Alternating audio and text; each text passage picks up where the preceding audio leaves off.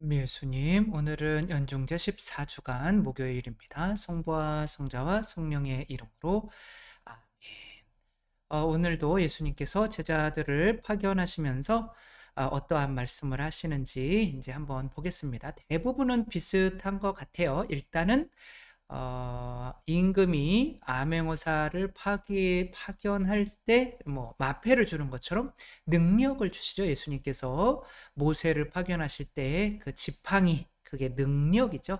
그것을 일단은 주시고, 그게 이제 두 가지죠. 마귀 쫓아내는 거, 병 치유하는 거를 주시고, 그 다음에는 이제 가난에 대해서 이야기를 하셔요. 이게 이제 주일 복음이라 제가 뭐 자세하게 하지는 않고 주일에 더 자세하게 하겠지만, 아무튼 그런 것을 하고 이제 받아들이면은 거기에서 함께 머물고 그 사람도 너희의 평화를 얻겠지만, 받아들이지 않으면 툭툭 털고 떠나라. 그리고 그 사람들에게 너희가 사랑을 하고 평화를 주었던 것이 그 사람들이 받아들이지 않으면은 이제 그게 나한테 더 오게 될 거다.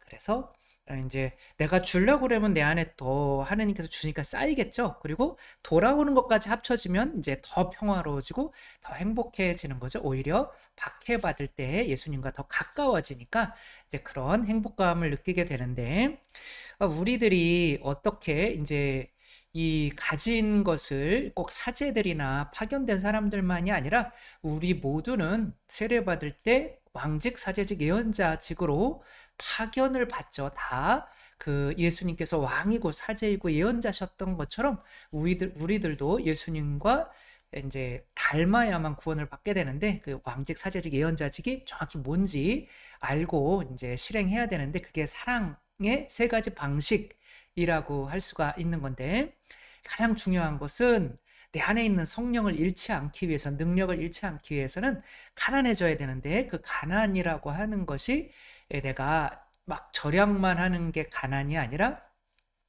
사랑 때문에 부모가 자식을 위해서 내어주다 보면, 우리나라 노인 빈곤율이 15년째 전 세계에서 1위잖아요. 그만큼 자식한테 많이 내어준다는 거죠. 그래서 가난해진 거지, 원래 돈이 없어서 가난해지는 거는 아닌 거죠. 그러나 어떻게 하면 정말 이렇게 내어주면서 가난해질 수 있는지에 대해서 한번 이제 생각을 해보면, 해티 그린이라고 하는 미국의 이때 1800년대 태어나서 이제 1900년대 초에 돌아가신 월스트리트의 마녀라고 불리셨던 이분이 있는데, 여러분들 보기를 원하지 않는 것을 지금 막 보여드리려고 하는 거예요. 이분이 입으셨던 팬티예요. 이분이 거의 60년 가까이 팬티를 갈아입으셨겠죠. 그러나 60년 가까이 이 팬티를 입으셨다라고 하는 것. 미국에서 제일 큰 부자였는데, 여자로서는. 그리고 남긴 유산이 그때 당시에 1억 달러였으니까 뭐 지금으로 치자면 뭐 수십조 원에 달하겠죠. 그만큼 큰 부자였는데, 자신을 위해서는 뭐 탈장이 생겼는데도 150달러가 아까워가지고 수술하지 않고 그냥 끈으로 매고 이렇게 다니기도 마련에 했고, 이제 자식이, 이제 아들이 하나 있었는데, 아들의 다리가 아팠을 때 돈을 아끼기 위해서 가난한 척하면서 이제 이렇게 공동 의료원 같은 데 있잖아요. 그냥 무료로 해주는데, 그런 데 가서 막 고치려고 하고 이제 시간을 허비해서 다리를 절단 감염이 돼서 해야만 했던 그리고 죽기까지 이제 작은 집에서 이렇게 사람들이 아무도 이 사람이 부자인 줄 모르고, 그러니까 자녀의 다리까지 이렇게 자르게 하면서 돈에 대한 이렇게 집착이 있었던 거죠. 계속 빤스를 보다가 보니까 기분이 별로 안 좋아지기는 하지만, 근데 이제 이렇게 왜 돈을 가지고 있으면서도 내어주질 못하게 됐을까? 그 원인은 어렸을 때 딱 하나의 경험을 하지 못했기 때문에 그런 거죠. 바로 받는 것보다 주는 것이 더 행복하다는 그런 어떤 체험을 부모가 시켜주지를 못한 거죠. 이분이 어렸을 때 이 부모들이 또 큰 부잣집이었어요. 그래서 이제 부모님이에게 아버지에게 신문을 읽어주면 아버지가 돈을 조금 주면 이제 그것으로 하나하나 저축하는 습관을 길렀고, 할아버지한테는 이제 주식이나 뭐 그런 게 어떻게 돌아가는지를 어렸을 때부터, 글을 알 때부터 이 경제에 눈을 띈 거야. 그러니까 나누어 주는 것이 좋은 체험이라고 하는 것을 어렸을 때 단 한 번도 하지를 못한 거야. 그러니까 커서도 아주 많은 그 다 유산을 상속받고 받았음에도 불구하고 그런 삶을 살다가 이제 돌아가신 거죠. 그대로. 물론 뭐 두 자식에게 물려주고 가긴 했지만, 그렇게 자식들이 내 다리를 절단하면서까지 모았던 그런 돈이 얼마나 또 큰 가치가 있고 어머니에게 감사하는지 모를 일이겠지만, 그리고 심지어 월스트리트의 마녀라고 이제 평생을 불렸던, 팬티에선 좀 벗어나야겠고, 그래서 이런 것들을 어떻게 하면 이제 체험하게 할 수 있을까? 그러니까 부모님들은 어렸을 때부터 자녀들에게 우리가 받은 게, 내가 가지고 있는 것이 다 하느님에게서 또 받은 거다라는 이제 그런 어떤 체험을 하게 해서, 내가 가진 것들을 내가 받았으니까 또 나누어 줄 수 있게 하는 그런 훈련을 시켜야 그 아이가 자라면서, 내가 이 봉헌하는 것이 이렇게 큰 기쁨이구나, 이웃에게 나누어 주는 것이 이렇게 큰 기쁨이구나라는 것을 알겠죠. 먼저 아이에게 그 체험을 시키려면 이제 그 누구죠? 록펠러가 한 것처럼 자식한테도 딱 돈을 주면 10분의 1은 하느님께 11조로 바치고, 또 거기서 10분의 1은 가난한 이에게 쓰고, 또 나머지 얼마는 저축하게 하고, 또 그 나머지로 쓰게 하는, 그러니까 내가 해보지 않으면 그 행복한 체험을 할 수가 없잖아요. 록펠러조차도 그 한 50 가까이 됐을 때 자기가 병걸 죽기 직전에 주는 것이 받는 것보다 더 행복하다라고 하는 벽에 쓰인 예수님의 말씀을 읽고, 처음으로 돈이 없어서 수술을 못하는 아이의 그 수술을 시켜주고 나서 그 아이로부터 10장의 감사 편지를 받았을 때, 이런 게 행복이구나. 그래서 내 삶은 그 이전과 이후로 바뀐다. 뭐 이런 체험을 뭔가를 나누어 줘야 할 거 아니에요. 그래서 어렸을 때부터 아이들에게 11조 내는 습관을 길러주고, 또 이웃들에게 내어주는 습관. 그래서 우리가 어렸을 때 체험해야 되는 가장 중요한 한 가지가 바로 주는 기쁨. 그리고 그것이 한 번 안다고 끝나는 것이 아니라 꾸준히 실행함으로써 그게 나의 것이 되게 만들어야죠. 저도 감사하게도 이제 신학교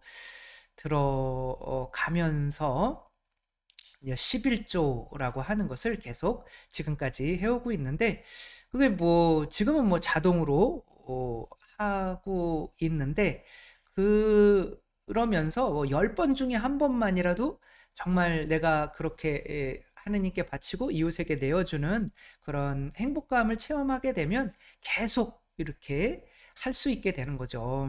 그래서 우리가 그게 이제 11조가 가장 큰 거죠. 하느님께 일단은 봉헌해야 되는 거. 그래야 모든 게 다 하느님에게로부터 받은 거구나. 그래서 내가 가진 거는 불의한 재물이구나. 불의한 재물로 친구를 사겨라.